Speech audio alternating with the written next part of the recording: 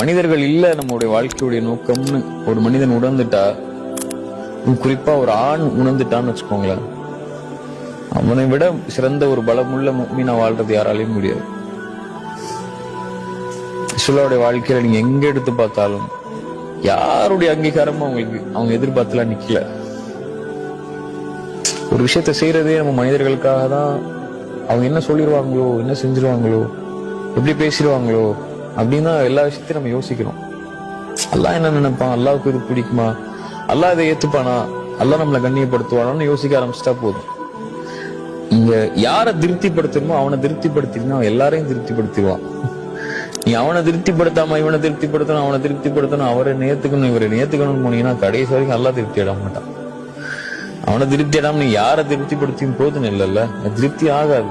மனிதனை திருப்திப்படுத்த முடியும்னு நினைக்கிறீங்க?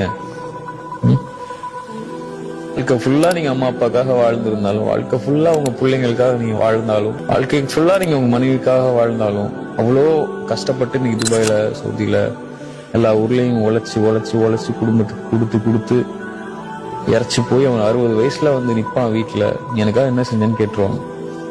அப்பதான் அவனுக்கு உலகமே புரியும். என்னடா இவ்வளவு நாள் யாருக்காக வாழ்ந்தோன்னு.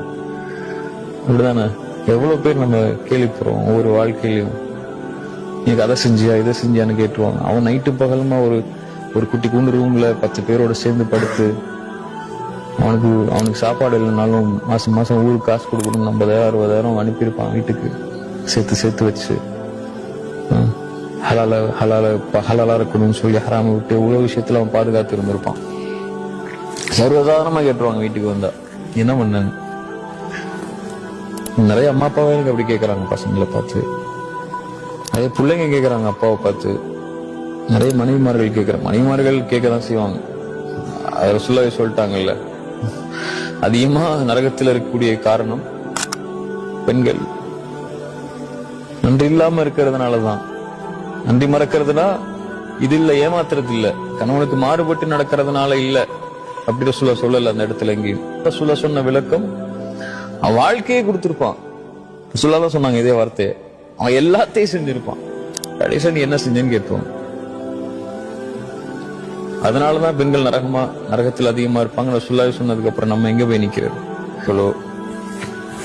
அங்கீகாரத்தை சொல்றேன். நம்ம கடமை கரெக்டா செய்யணுங்கிறது வேற, பட் ஆனா அங்கீகாரத்தை சொல்றேன். அவங்க ஏத்துக்கணுங்கிறதுக்காக செஞ்சீங்கன்னா கடைசி தோத்து போயிருவோம். என்ன அப்படி பாக்குறீங்க? எங்கேயோ பட்டம் வந்து பேசுறான் அப்படிங்கிற மாதிரி அப்படிலாம் எங்க